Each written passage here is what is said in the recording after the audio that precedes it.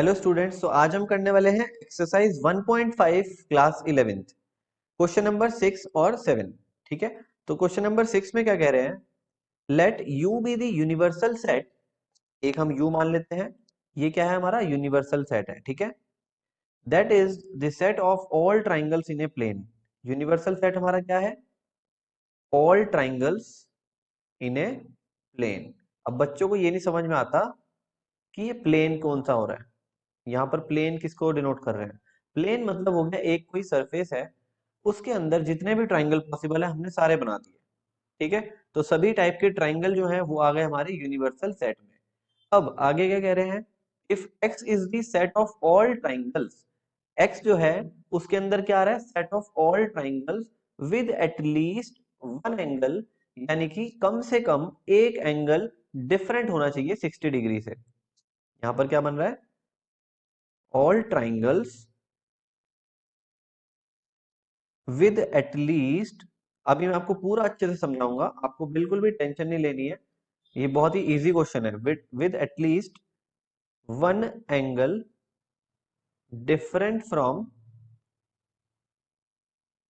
60 degree. कुछ बच्चों को ये बात बिल्कुल समझ में नहीं आती, ये क्या कह रहे हैं डिफरेंट फ्रॉम 60 डिग्री। चलो मैं आपको बिल्कुल आराम से समझाता हूँ। देखिए क्वेश्चन में क्या मतलब बैठता है? एटलीस्ट मतलब कम से कम एक एंगल 60 डिग्री नहीं होना चाहिए। ध्यान से सुनो, मैं कह रहा हूं कम से कम। कितने एंगल होते हैं इसमें? 3 एंगल होते हैं। कम से कम एक 60 नहीं होना चाहिए, यानी कि ये जो 60 मैंने लिखा है ये होना नहीं चाहिए। 60 के अलावा कुछ भी हो सकता है, 60 नहीं होना चाहिए। और कम से कम का मतलब क्या है? यानी कि मान लीजिए एक ट्राइंगल आपका ऐसा है जिसमें एक एंगल 60 नहीं है। ठीक है, कम से कम का मतलब ये भी चलेगा कि दो एंगल 60 नहीं है। और तीसरा केस ये बनता है तीनों ही एंगल हमारे 60 नहीं होने चाहिए। ध्यान से समझो, at least one angle different from 60 degree. कह रहे हैं कम से कम एक एंगल 60 डिग्री तो नहीं होना चाहिए, दो भी नहीं हो सकते और तीन भी नहीं हो सकते, इसलिए इन्होंने कम से कम वर्ड लगा दिया। ठीक है, यानी कि ये तीनों जो केस मैंने आपके सामने बनाए हैं ये नहीं होने चाहिए। ऐसे सारे ट्राइंगल किसके अंदर आएंगे? एक्स सेट के अंदर आएंगे, ये तीनों टाइप के ट्राइंगल। ठीक है, अब हमें बताना क्या है ये सुनिए। हमें बताना है x का कॉम्प्लीमेंट, यानी कि x डैश हमें बताना है। ठीक है, x डैश का मतलब क्या है? इसका जस्ट अपोजिट।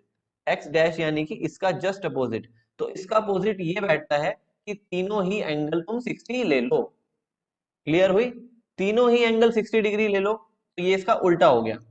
तो यहां पर हम क्या लेंगे? All triangles which are equilateral. Clear हुई बात? Equilateral triangle. तो देखिए बात सुनिए, हमने क्या पढ़ा इस क्वेश्चन में? ये क्वेश्चन बच्चों को समझ में नहीं आता है, सब रट लेते हैं, लेकिन मैं चाहता हूं आप इस क्वेश्चन को रटे मत, आप समझें। मैं कह रहा हूं कि इसमें कम से कम एक एंगल 60 नहीं होना चाहिए इसमें। ठीक है, यानी कि एक 60 ना हो तो भी ठीक है, दो 60 ना हो तो भी ठीक है, और तीनों 60 ना हो तो भी ठीक है। तो ये तो हो गया हमारे एक्स की बात। और x का अगर कॉम्प्लीमेंट निकालना है तो इसका उल्टा, यानी कि तीनों ही एंगल हमारे 60 हो जाएंगे, और वो ट्राइंगल होता है इक्विलेटरल ट्राइंगल। तो all triangles which are equilateral, आप ऐसे भी लिख सकते हैं और आप इसको ऐसे भी लिख सकते हैं, ऑल इक्विलेटरल ट्राइंगल। आप इसको शॉर्ट में लिखना चाहें तो आप इसको ऐसे लिख सकते हैं, ऑल इक्विलेटरल ट्राइंगल, ये भी बिल्कुल ठीक है। ठीक है, तो आप ऐसे लिख लीजिए, ज्यादा बेटर रहेगा। आप इसको ऐसे लिख लीजिए, ऑल इक्विलेटरल ट्राइंगल। इसको मैं इधर कर देता हूं। ठीक है, ये हो गया हमारा एक्स डैश। अब देखते हैं हम क्वेश्चन नंबर 7। तो स्टूडेंट्स अब हम करेंगे क्वेश्चन नंबर 7। देखिए बहुत ही सिंपल क्वेश्चन है, अगर किसी को भी इस क्वेश्चन में प्रॉब्लम आ रही है ना, तो वो अपनी मर्जी से कोई एक एग्जांपल सोच लो, जैसे कि मैं आपको समझाता हूँ। देखिए यहाँ पर ए, सेट ए की बात हो रही है और यूनिवर्सल की बात हो रही है, एक तरीके से दो चीजें आ रही हैं इस पूरे क्वेश्चन में। तो मैं एक यूनिवर्सल सेट मान लेता हूँ अपनी मर्जी से। 1 2 3 4 5, आप कुछ भी ले सकते हैं, 1 2 3 4 भी ले सकते हैं, 1 2 3 4 5 6 7 8 9 10 भी ले सकते हैं, कुछ भी ले लीजिए अपनी मर्जी से, आपको एग्जांपल सोचना है। एक सेट ले लीजिए ए, छोटा सा एक सेट ले लीजिए 1 2, यूनिवर्सल से छोटा लेना। ठीक है, दोनों सोच लिए। अब एक बात सोचो, मेरे फर्स्ट पार्ट में ए और ए डैश का यूनियन हो रहा है, तो मैं अपने आप ही ए डैश निकाल लेता हूँ। ठीक है, ए डैश क्या बैठेगा मेरा, सोचो। ए अगर 1,2 है तो ए डैश क्या होगा, 1,2 को छोड़ दो, बाकी सब क्या आ जाएंगे, 3, 4, 5। 1,2 को छोड़ना है क्योंकि ए डैश का मतलब होता है यूनिवर्सल में से ए माइनस कर दो, यानी कि ए वाले हटा दो, तो क्या बचेंगे, 3, 4, 5। तो ए डैश निकाल लिया मैंने 3, 4, 5 अपने खुद के एग्जांपल से। ठीक है, अब आपको करना है ए का और ए डैश का यूनियन। तो चलिए करते हैं ए का और ए डैश का यूनियन। हम यूनियन मतलब होता है दोनों को एक साथ मिला के लिख दीजिए, ए का और ए डैश का यूनियन।